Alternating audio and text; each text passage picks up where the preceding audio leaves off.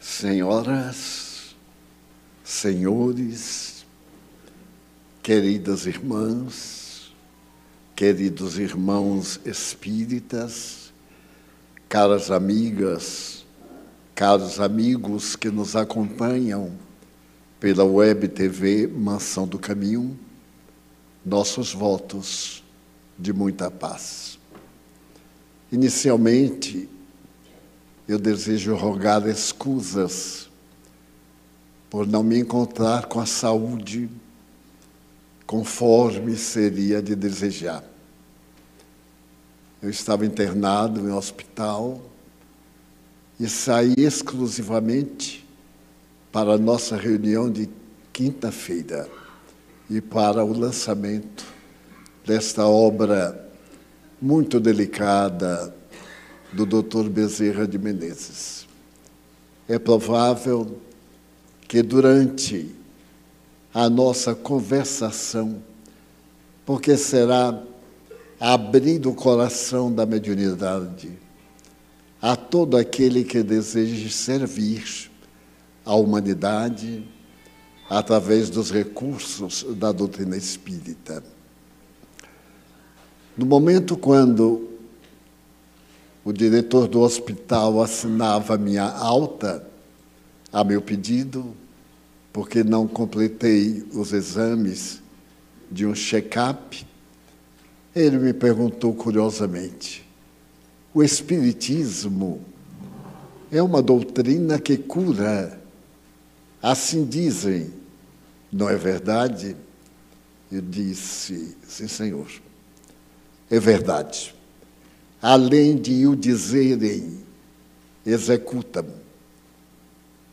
Ele se voltou para mim, céptico, e disse: mas você é um divulgador do Espiritismo. Adoece? Eu digo: adoece, sim, senhor. Porque o senhor é médico e, periodicamente, a máquina falha, exigindo reparos. Existem reparos de natureza psíquica, mas existem também de natureza física, transplante, transferência de órgãos e várias outras tecnologias hoje da inteligência artificial. E como nós espíritas cuidamos do amanhã desde hoje, somos pessoas como todas as pessoas, com problemas, com desafios, com sofrimentos, porém, com uma forma diferente de pensar e de agir. Enquanto a maioria se desespera e busca as terapêuticas psiquiátricas, psicológicas, tradicionais, nós vamos diretamente ao terapeuta fundamental, que é Jesus Cristo, e esperamos que ele faça aquilo que esteja dentro do nosso mérito. Se nós temos mérito, estamos predispostos à cura. Se não temos, experimentamos o sofrimento como sendo um caminho de retificação da nossa necessidade. E eu estou nesse caminho, porque não tenho mérito suficiente. Ele disse: você crê honestamente? Eu disse: bem, primeiro eu estou esperando que o senhor me dê alta, para depois fazermos a confissão. Porque o senhor certamente nunca foi a uma sessão espírita. Não, nunca foi. Então não tem a mínima condição de fazer qualquer reflexão ou de debater com um toque de ironia, porque, afinal, para o senhor me atender, eu estou pagando, e muito bem, e é natural que seja atendido como mandam os códigos.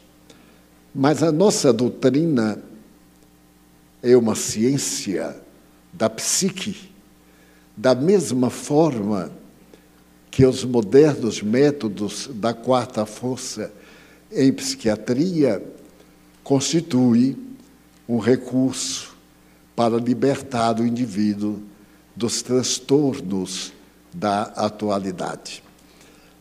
A questão de cura é muito relativa, porque nós estamos em um equipamento de natureza orgânica, com possibilidades de prolongamento e com possibilidades menores.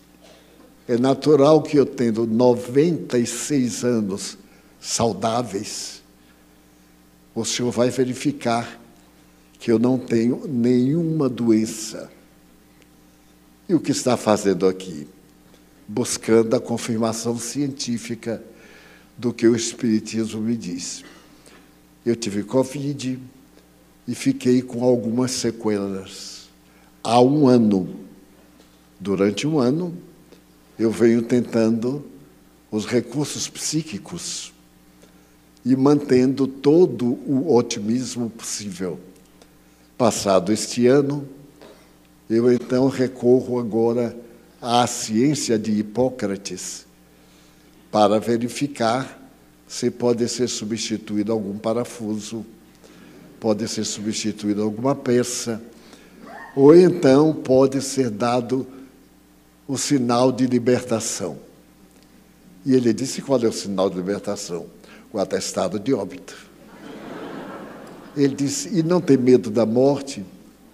Eu digo: como eu posso ter medo de uma coisa que não existe? Existe a desencarnação. Encarnar, em bom português, significa vestir-se de carne. Desencarnar significa desvestir-se de carne. Agora, viver e morrer são duas coisas diferentes. Viver biologicamente e morrer biologicamente. Porque a vida continua. Ele então sorriu e disse: você fala com convicção. Eu digo: o senhor vai me desculpar. Pergunte diretamente o que o senhor quer saber. Porque o senhor sabe que eu sou médium e essa conversa toda é uma preparatória para um teste de mediunidade. Por exemplo, o senhor quer saber se seu pai, que desencarnou, se continua vivo. Ele está aqui me dizendo que sim, que continua vivo e que já lhe deu muitas demonstrações, inclusive que o senhor perdeu o primeiro vestibular e quis abandonar. Ele, então, através de um médium, insistiu para o senhor fazer o segundo vestibular. A contragosto, o senhor fez o segundo vestibular e perdeu. E ele insistiu para o terceiro teste. E o senhor já estava cansado, já estava velho, tinha 25 anos. Fez o vestibular e perdeu. Ele disse: o êxito está no próximo. E o senhor respondeu que não ia ter próximo. Ele disse: vai ter próximo e vai ser um excelente médico, porque é de excelente caráter. O senhor fez o teste e passou. E ficou surpreso, porque desta vez esforçou-se menos, porém o emocional estava mais tranquilo e mais seguro das suas possibilidades. Ele diz: você quer mesmo que a alta? Eu disse: porque nós temos um lançamento que eu não posso faltar, porque é para nós um momento de júbilo. Ele disse: e por que está internado? Eu disse: para seguir o primeiro conceito do Espiritismo. Fé verdadeira é aquela que enfrenta a razão face a face em todas as épocas da humanidade. E eu enfrento a razão sou orgânico, sei da minha doença, porque eu faço autoanálise, embora não tenha recursos universitários, mas tenho muita experiência. Ninguém vive 96 anos, doutor, e continua uma lesma. Não é possível. Eu tenho, pelo menos, a experiência que o senhor ainda não adquiriu com seus pacientes. Ele disse, você diz o que pensa. Não, senhor, eu estou respondendo o que o senhor deseja saber. Então, nós temos esse inquérito, e eu deixar mais dúvida do que certeza, foi um momento infeliz e, de minha parte, de covardia, porque o senhor é diplomado pela universidade e eu sou diplomado pela Universidade da Vida. O senhor estuda corpos, eu estudo almas. O senhor tem uma visão temporária da matéria respeitável. E eu, desde os 4 anos de idade, que transito por este mundo extraordinário da transcendência, este mundo da consciência profunda da imortalidade. E ficamos amigos. Então houve risos, não houve ranger de dentes, houve abraços, e ele disse, depois que cumprir o seu dever em Salvador, venha terminar os exames. Eu disse, já terminaram, porque a dúvida que eu tinha, o senhor vai confirmar dentro de alguns dias. E então, constatei tranquilamente, mais uma vez, a excelência de uma doutrina religiosa que ensina o indivíduo a acreditar-se em si mesmo e a realizar a autobusca. A visão moderna da medicina não é a mais de dar drágeas injetáveis ou outras. A inteligência artificial tem nos ensinado aquilo que Hipócrates já havia dito 400 antes de Jesus. Não há doenças, há doentes.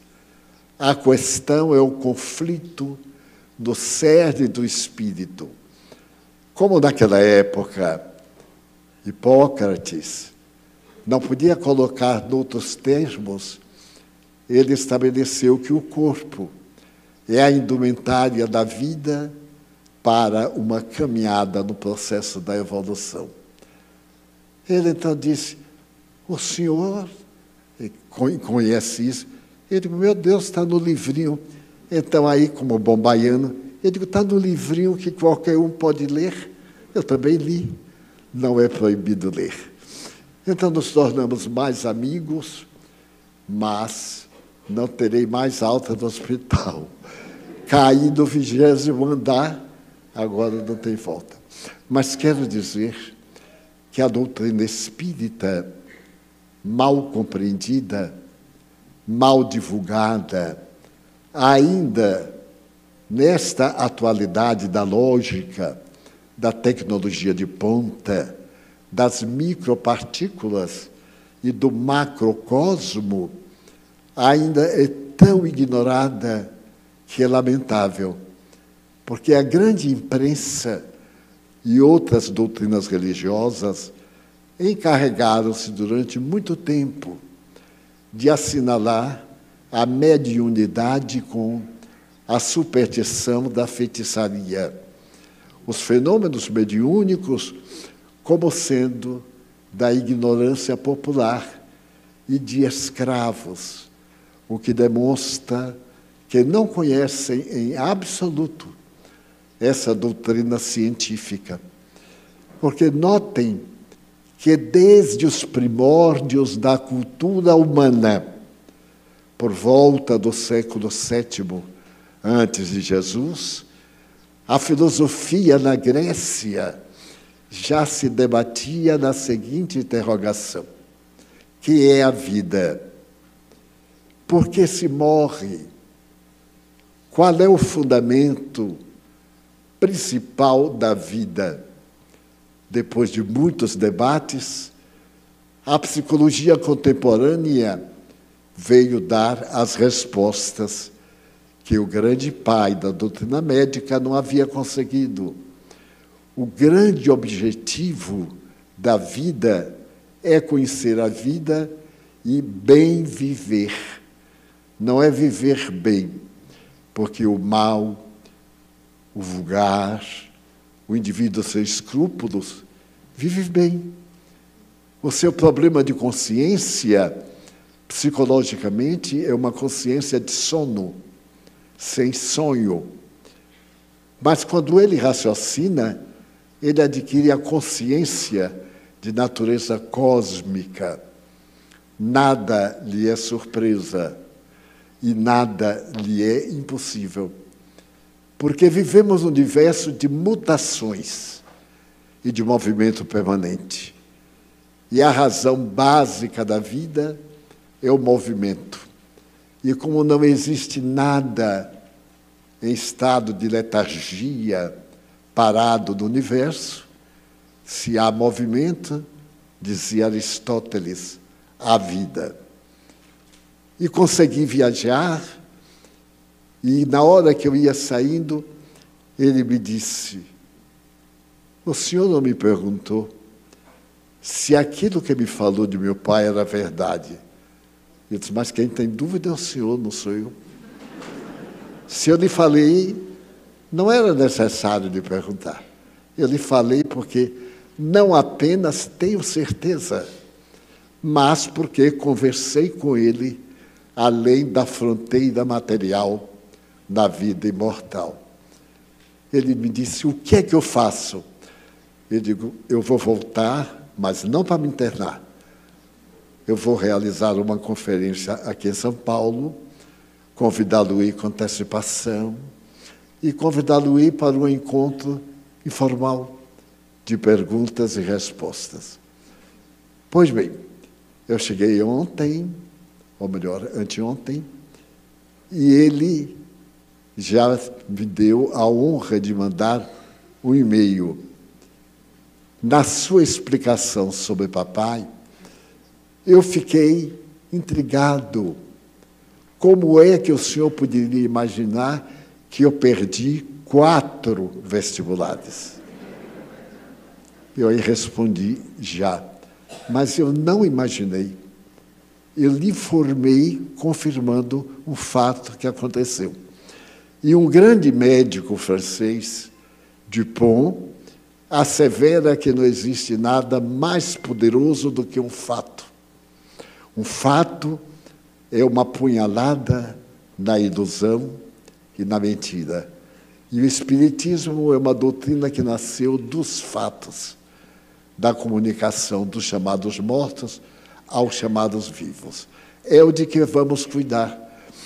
Hoje, já é setembro, mas nós vamos realizar a tarefa que estava programada para a terça-feira passada, que era o lançamento do livro do Dr. Bezerra, aproveitando a data da sua existência terrena, 29 de agosto, quando ele nasceu, vindo estar conosco e realizando uma existência prodigiosa, desencarnando a 11 de abril do ano 900. Uma vida breve, de 64 para 65 anos. Quando, no passado, falávamos de idade, tratava-se esse indivíduo de um ancião. Mas eu estou com 96 anos e me sinto juvenil. Ou é um transtorno mental, ou é uma realidade. Porque não perdi a alegria de viver, a confiança em mim mesmo.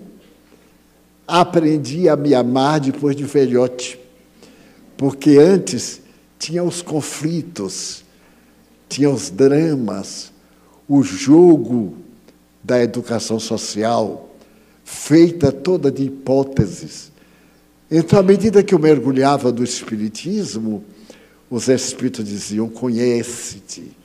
A velha frase do templo de Apolo, na Grécia, conhece-te a ti mesmo. Eu conhecia muita gente e, curiosamente, não me conhecia. Eu tinha notícias de coisas que aconteciam comigo. Então, eu ficava espinhado com um olhar, ficava mal com uma palavra pesada. Achava que a vida não foi generosa para mim, porque eu havia nascido no lar modesto. Minha mãe era analfabeta, meu pai quase era um homem extraordinário. Ele aprendeu a ler e escrever para poder votar. No tempo que votar não era voltar, era votar. E então, eu lamentava isto, porque os espíritos me falavam sobre transcendências e eu não tinha com quem conversar. Não sabia se era verdade. Certa feita eu estava num sepultamento e o amigo da família me pediu para fazer uma prece. E eu comecei a fazer a prece aqui em Salvador, no cemitério. E quando eu estava no entusiasmo, porque orar é falar a Deus, meditar é esperar a resposta de Deus. Então é necessário as duas fases. Quando eu estava me entregando a Deus, apareceu-me um espírito e me disse, olha, quando terminar, acompanhe-me, que eu quero lhe mostrar algo muito interessante. Terminei a prece, terminamos o sepultamento e disse, venha comigo. E levou-me a uma sepultura algo luxuosa. E me disse, eu era médico da faculdade de medicina e era especialista em tal disciplina. Desencarnei e, ao invés de, em minha homenagem, se construir mais uma sala de cirurgia para os necessitados, se construiu um mausoléu de pedra, de morte, sem nenhum significado. Quando é que nós vamos conhecer realmente as necessidades da vida?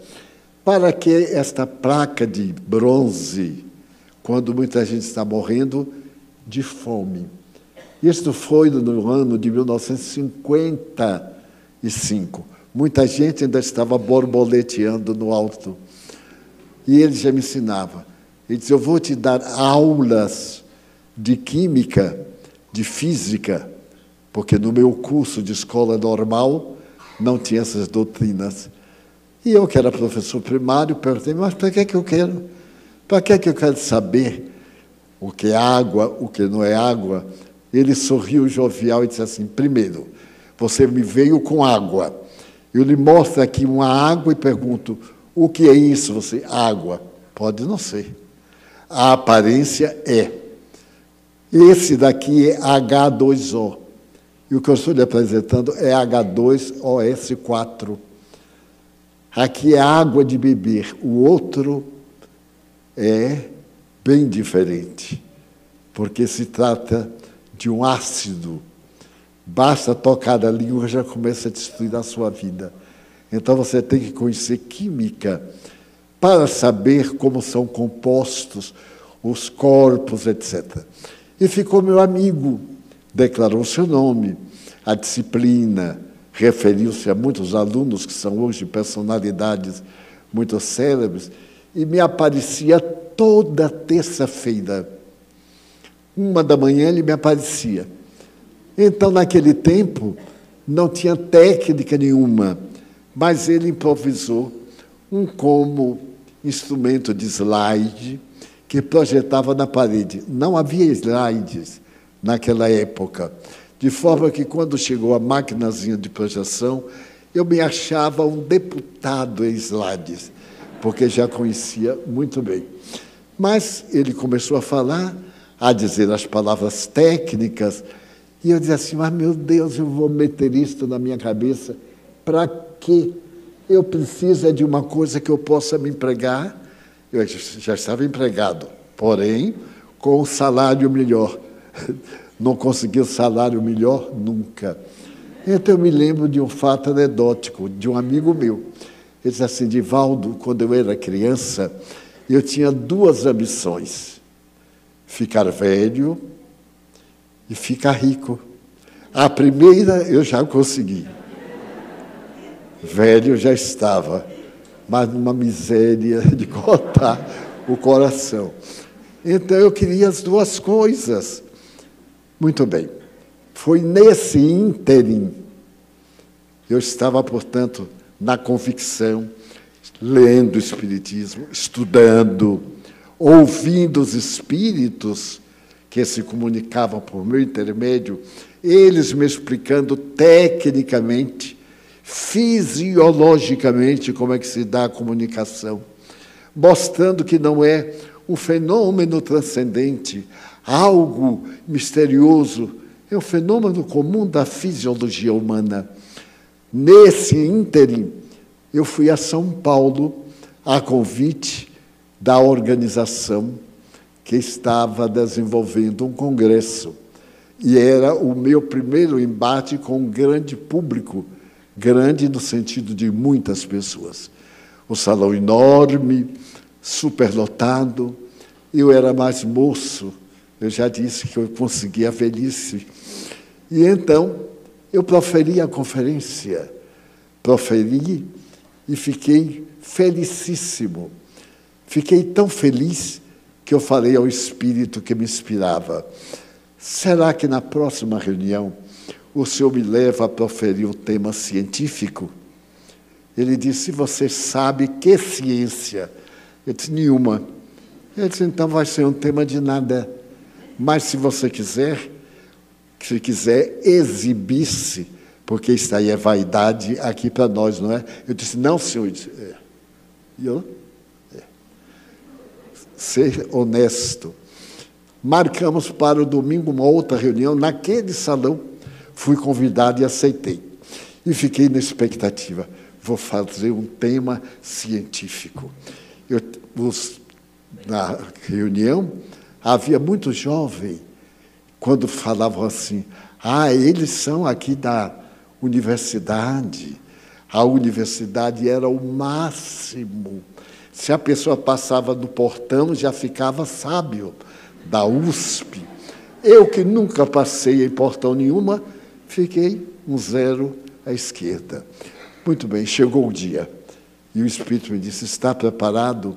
Porque, meus irmãos, eu via uma fita de teletipo. Passava-se na minha vista e eu lia. Ia lendo. Se ela passava com velocidade, eu lia rápido. Se diminuía, eu ia, portanto, no ritmo da matriz da minha fita de teletipo. O Espírito me disse: nós hoje vamos falar sobre um tema muito delicado. O senhor conhece o evolucionismo de Charles Darwin, conhece a questão bíblica, o criacionismo, mas não conhece o transformismo. Eu disse: Ave Maria, o que será esse transformismo? Mas fingi que sabia. Disse: pois não. Ele disse: é com ele que vamos começar. Houve as apresentações, eu me preparei, tinha uns sinais que eu podia identificar que os espíritos já haviam chegado. Quando eu vi a abertura, ipsis verbis, apesar das imensas conquistas da antropologia, da paleontologia e da fisiologia, não é apenas a Charles Darwin que se deve, mas havia um outro nome. Eu sabia do nome, mas não tinha certeza. Eu então disse: apesar das conquistas de Darwin, há o nascimento da doutrina de pesquisa científica. E eu quero falar a respeito do transformismo, principalmente a respeito de um dos pais do transformismo. E então, continuei a falar. Quando eu vi aquele nome, eu caprichei na pronúncia. Caprichei e pronunciei errado. Aí eu ouvi dizer assim: burro. Burro. O nome é tal, mas eu não perdi a linha, isto é, tal. E aí eu falei, tinha 9 nomes. Ele diz que é falta de caridade. Alguns em alemão. Chegou em um momento eu dizia assim, meu Deus, em espanhol também. Mas como é? Aí o Espírito foi ditando palavra, eu dava uma pausa, ouvia o som, dizia e olhava assim para o pessoal da USP. Aí a USP levantava os ombros e dizia, assim, está certo. Foi a minha primeira conferência.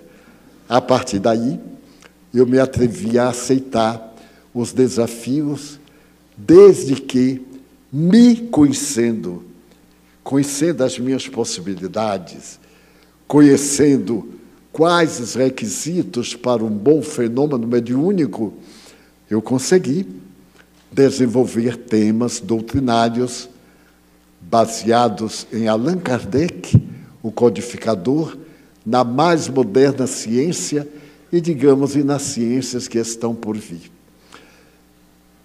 No fim, quando eu estava terminando, eu vi adentrar-se um senhor com a barba branca, uma roupa de linho no tom marrom, 3 botões e a mão aqui entre os botões.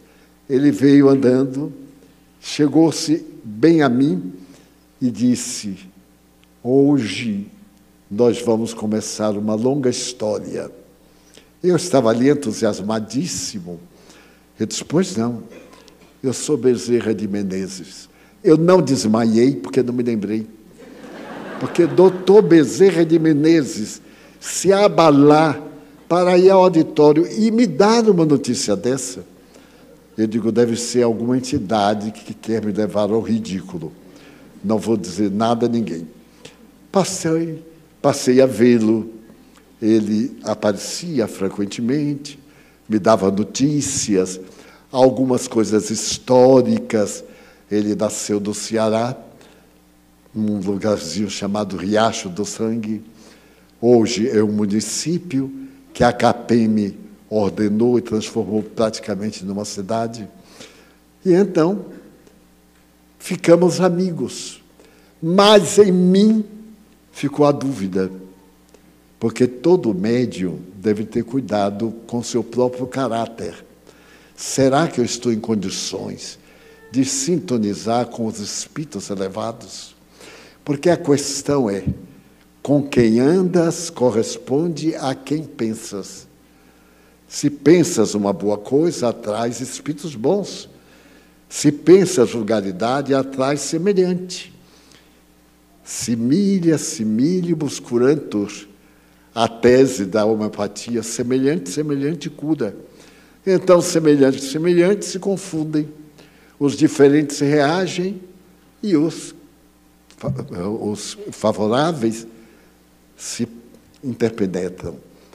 Pois bem, viajo a Uberaba, 3 meses depois.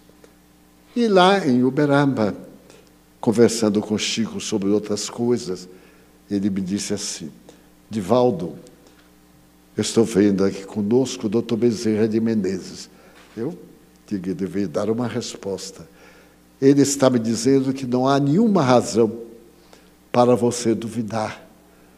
Não se suponha uma pessoa de pequeno quilate. O que importa, sobretudo, são as intenções. Não adianta fingir-se de bom, ter uma conduta de tal ou qual forma e um pensamento de outra. Então, ele vai escrever uma página para lhe servir de guia até a morte. E escreveu confirmação.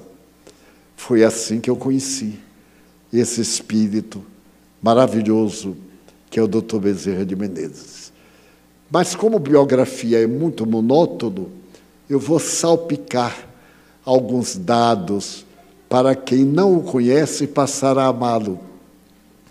Dr. Bezerra era um homem normal, um médico, foi político, exerceu função pública e tinha um consultório bem no coração do Rio de Janeiro, na rua 7 de Setembro.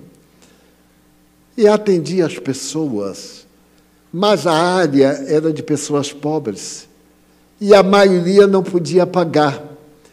Ele tinha família, morava na Tijuca e lamentava profundamente ter que atender aquele número enorme de pessoas na mais extrema necessidade. Então ele resolveu não cobrar, deixar por conta de cada um. Quando eu terminava a consulta, doutor, quanto é? Meu filho, você dê o que quiser. E foi desta forma que ele deu o primeiro passo da vida dele em espírito, porque ele sofria muito de erisipela e era homeopata. Morando na Tijuca, ele tinha um amigo que frequentava um centro espírita em Niterói, mas ele era católico, profundamente católico. E certo dia o amigo bateu à porta e disse: doutor Bezerra, eu vendo o senhor sofrer com essa erisipela, na sessão mediúnica de ontem, eu fiz uma consulta para o senhor, sem sua licença. O médium, descreveu o médium, muito bom, estava em transe e nos autorizou a fazer algum pedido.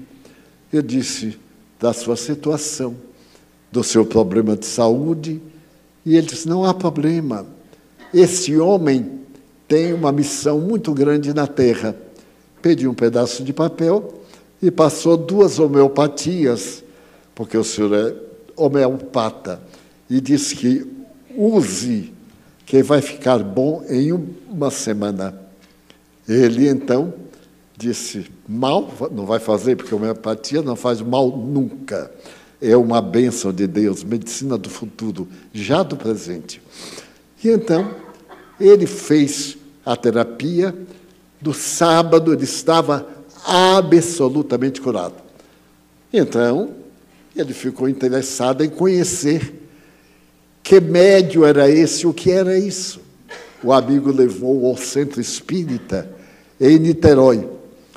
Ele estava lá com um desconhecido, era desconhecido de todo mundo.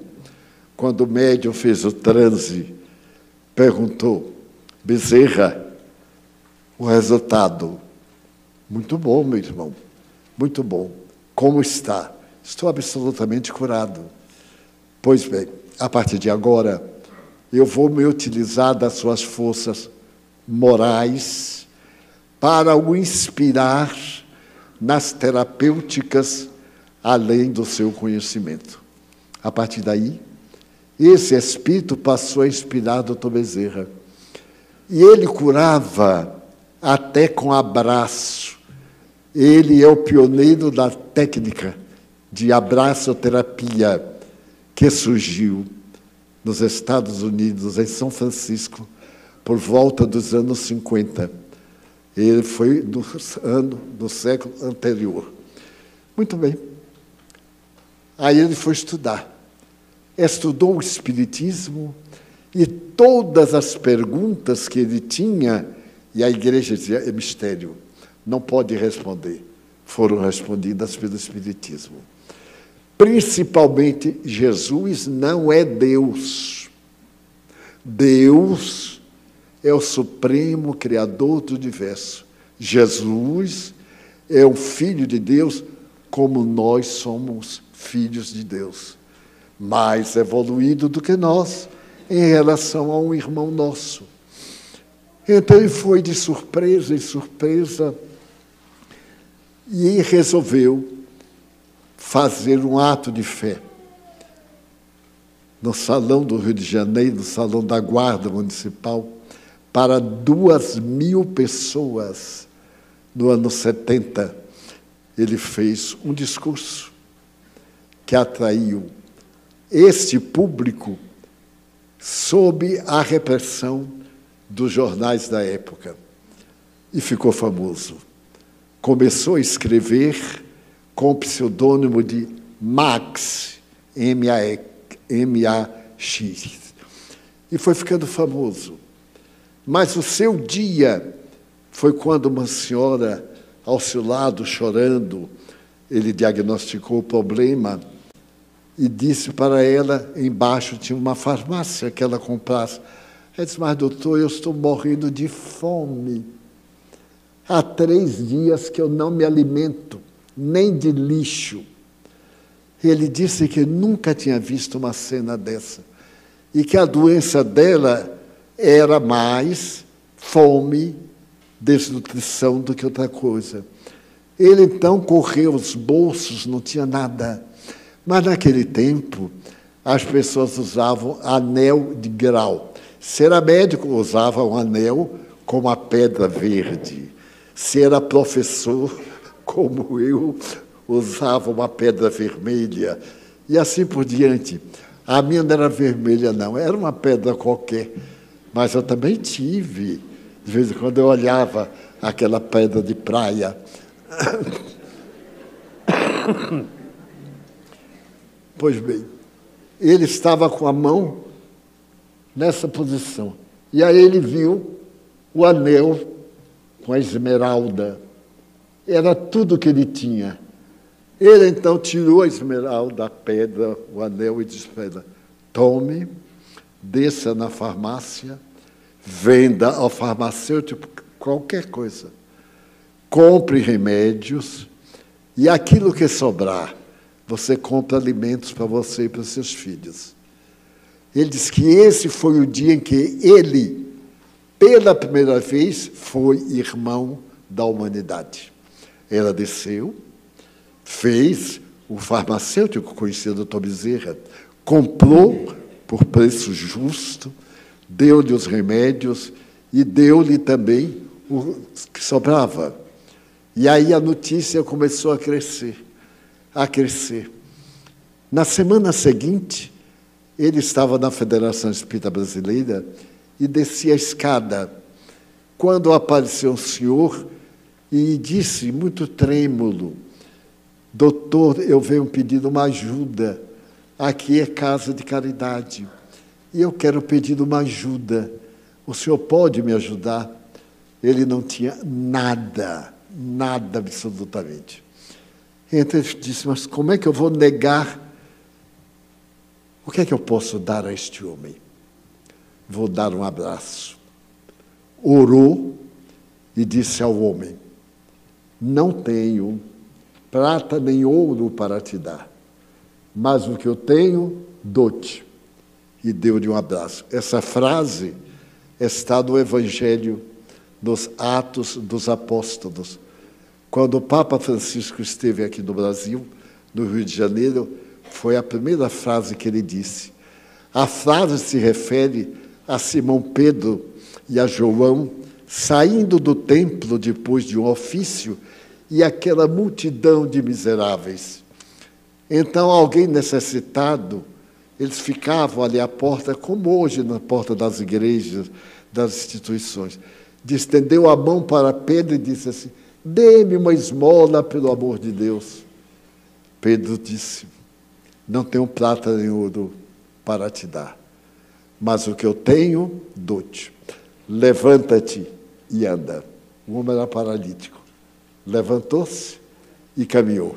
A partir daí, a notícia correu e as curas de Pedro eram de tal ordem que o povo levava os doentes, colocavam no caminho por onde a sombra dele caía sobre o paciente. E o paciente ficava bom. São os fenômenos notáveis do Evangelho. Pois bem, então, o doutor Bezerra, o que tinha para dar foi o abraço no homem. E disse, vá confiado em Deus. Quando chegar em casa, abrace sua mulher, que também está doente, está febril. O homem saiu às carreiras da Avenida Passos, da Rua Passos, para a sua casa no morro. Uma semana depois, quando ele está descendo a escada da mesma hora, tem um homem esperando por ele, bem apresentado, e pergunta: o senhor se lembra de mim? Ele disse: não me lembro, meu filho, são tantas pessoas. Ele disse: eu sou aquele em quem o senhor deu o abraço. Eu fiquei bom da febre. Chegando em casa, eu abracei minha mulher. Na manhã seguinte, ela estava boa. E um vizinho contratou uma obra. Eu sou pedreiro e me contratou. Estou trabalhando e já estou com uma roupa nova. Agora eu quero dar um abraço no senhor para ver se faz o mesmo efeito. Dr. Bezerra disse: as minhas doenças são da alma, nenhuma coisa de fora, mas pode me dar um abraço. E o homem deu-lhe o abraço cheio de vida. Então, isso é para dar uma ideia do Dr. Bezerra de Menezes. Este homem notável tinha um filho, entre outros, que era obsidiado. Apesar de ele haver curado milhares de pessoas, não curou o próprio filho. Por que não? Porque o filho tinha dívidas. E a função da reencarnação é reabilitarmos-nos perante a vida. Cometi erros, não serei punido. Reencarno-me para poder resgatar. Pratico aborto, então reencarno sem a possibilidade da fecundação. Cometo um suicídio através de uma substância que eu vou deglutir e reencarno com lábio leporino, com problemática do aparelho digestivo e assim por diante. Nas minhas vidas, eu me teria suicidado por volta de 1792. E então me havia suicidado jogando-me no rio. Nesta encarnação, eu sofri de asma, desde uma semana até os 15 anos de idade, dessas asmas que consomem a vida. E o Espírito me dizia: que felicidade, meu filho. Quando ele dizia: me arranje um remédio para eu poder respirar. Minha mentora dizia assim: que felicidade. Você está precisando de respirar, mas não teve compaixão de si mesmo quando matou por uma questão sem importância. Não há importância nenhuma em um indivíduo procurar o suicídio. É o maior crime perante Deus. Então, está resgatando. Na hora que vencer o prazo, você fica bom. Pois, meus amigos, eu usei até asa de urubu em chá, tomando chá, essas coisas do povo, né? Uma asa de urubu torradinha, pisada. Só que eu não podia saber, mas é amargo, tomei. Uma semana, e minha mãe disse: meu filho, não podia revelar. Aí tudo isso é confusão do povo. Você está tomando asa de urubu. Eu digo: mas que imaginação formidável. Se todo mundo que tem asma tomasse asa de urubu, acabava. Seria um desastre para nós. Pois bem, fiquei radicalmente curado com a marca. A minha marca é no aparelho fônico. Uma tosse. Eu tenho sempre uma tosse. Tosse quando é pobre, porque quando é rico tem pigarro, né? Aí eu tenho um pigarro inglês. Eu acho tão... Mas quando é pobre, é aquela coisa horrorosa. Eu tenho. E é exatamente esta causa que eu estou procurando erradicar agora, na hora da morte. Pelo menos cantar assim, aleluia, bem na hora da morte, as pessoas chorando, eu também. Eu não sei se é de alegria ou de tristeza, mas vai ser aquele choruru, e eu me despedindo. Deus há de me dar asa de urubu para viajar para o mundo espiritual. Pois bem, doutor Bezerra, é indescritível. Contou-me Chico Xavier que, no dia 11 de abril de 1950, os espíritas disseram que ia haver uma reunião no mundo espiritual de altíssimo valor, porque os guias espirituais do Brasil iam oferecer ao Dr. Bezerra de Menezes uma homenagem. E o Chico estava convidado para ir em desdobramento. Esse fenômeno de desdobramento psicológico, da psicologia. Bom, e ele foi. Vou sintetizar porque é uma longa história.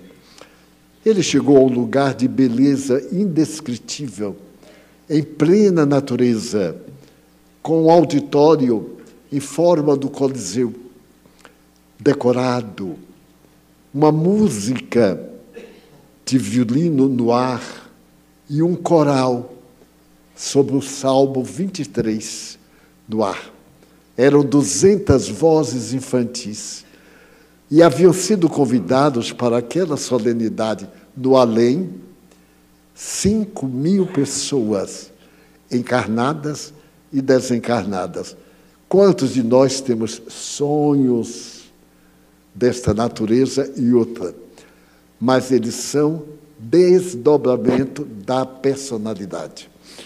E o Chico foi. A solenidade foi aberta, Dr. Bezerra, as entidades venerandas, havia uma mesa de destaque, e então ele entra, é aplaudido, como aqui na Terra, e começam os discursos. Este fala, aquele canta, e etc. Quando chega a vez do próprio Dr. Bezerra, ele se levanta, olha para o auditório e diz: eu não mereço. Eu sou como um pó.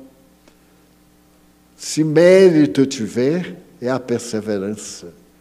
Eu agradeço à Mãe Santíssima, ele era devoto de Nossa Senhora. Eu agradeço à Mãe Santíssima a oportunidade que me dá de me manter no mundo espiritual, trabalhando pelas criaturas humanas. E então ele fez uma peroração que comoveu a todo o auditório. Nisto, uma grande luz desce ao recinto já feericamente iluminado e aparece um ser angelical. Quando ele estava encarnado, um espírito se comunicava em nome de Maria Santíssima. E era uma jovem que viveu 16 anos na Terra, Celina, e dava recados a ele a respeito da Federação Espírita Brasileira, da caridade, enfim, ele era um homem, além do título de médico dos pobres, era respeitado como político, como cidadão e etc. E então aquela luz sulferina invade e aparece o espírito de Celina. Ela aparece e diz: Adolfo, a mãe de Jesus manda dizer-te que podes reencarnar em qualquer um dos planetas do sistema solar. Então ela me mandou informar-te em qual deles gostarias de ter a tua próxima reencarnação. Ele disse: mas quem sou eu para isso? É a bondade da Santíssima. Eu agradeço profundamente. Mas eu posso fazer um pedido. Eu amo tantos que sofrem, que não me reencarnaria. Preferiria ficar do lado de cá para ajudar a humanidade. Pediria à Mãe do Cristo que me permitisse ficar no mundo brasileiro, sob as luzes misteriosas do Cruzeiro do Sul, enquanto houver dor e sombra nas terras do Brasil. Eu gostaria de ficar do lado de cá, auxiliando. E somente quando o Brasil for um país feliz, é que eu me reencarnarei em qualquer lugar. Todos ficaram empaquetados. Então, Celina desapareceu e uma mão enorme escreveu no ar: teu pedido foi cedido. Permanecerás como anjo da guarda do Brasil. E desde aquele dia, de 11 de abril, Bezerra de Menezes é um anjo. Qualquer instituição espírita tem ternura especial por ele, fala por ele, e ele foi nomeado um dos guias espirituais do Brasil. O guia é o anjo Ismael, e ele uma espécie de assessor do anjo Ismael. Porém, isso não é tudo. Ele passou a participar das grandes realizações nacionais, e especialmente na Revolução de 31 de março, e nestes difíceis dias, para evitar tragédias, para diminuir as dores, encontrar paliativos ou terapias para a pandemia, que agora é endêmica, faz parte das doenças habituais. Então, ele está sempre na ativa, socorrendo como verdadeiro anjo de luz. Então, ele é acompanhado por quase 200 médicos desencarnados para atender pessoas que ele pede socorro, pessoas que se devotam a ele, médiuns que necessitam de muita vigilância para tomarem passes, para darem passes. E agora eu posso afirmar que ele não é apenas um dos mentores do Brasil, mas da América Latina. Porque onde houver um brasileiro espírita, e os há praticamente no mundo inteiro, a figura de Bezerra de Menezes é relatada pelos fenômenos extraordinários, pelo bem que ele tem feito, pela misericórdia que ele distende, pelo carinho e amor que ele dá a toda a humanidade. Então, Dr. Bezerra já não é somente o médico dos pobres, o anjo bom da caridade, é o enviado de Jesus para que a fraternidade brote, a caridade se desdobre e nós nos sintamos amparados. Confesso-lhes que toda vez que adoeço, a primeira oração é a Jesus pedindo, se for possível, que Dr. Bezerra me acompanhe. E para a minha idade, eu gozo de uma saúde impressionante. Eu não tenho nenhuma doença de pessoa idosa. E os médicos, eu já fiz 5 check-ups, me dizem, mas é incrível você ter essa idade tão antipática, você ter essa idade e gozar dessa saúde. Nem cárie dentária eu tenho. Aos 96, é para não ter mais nem boca.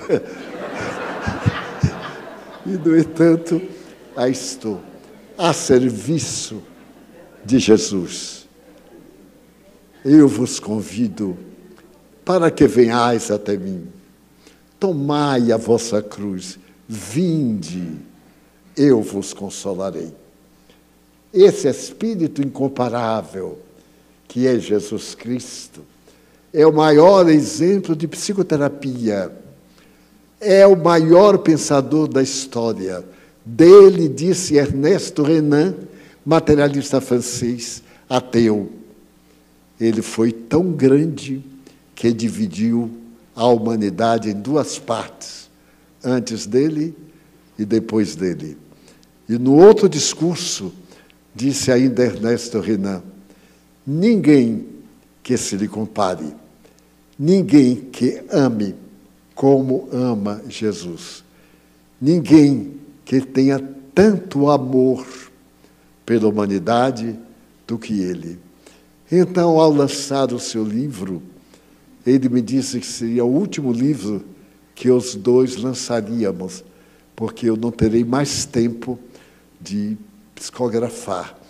Aqui tem mensagens de quando terminavam as reuniões do Conselho Federativo da Federação Espírita Brasileira, ele vinha, falava, portanto, psicofônica, falava, eram naturalmente decodificada, outras vezes ele escrevia, aí é uma síntese, porque nós sempre precisamos de Jesus.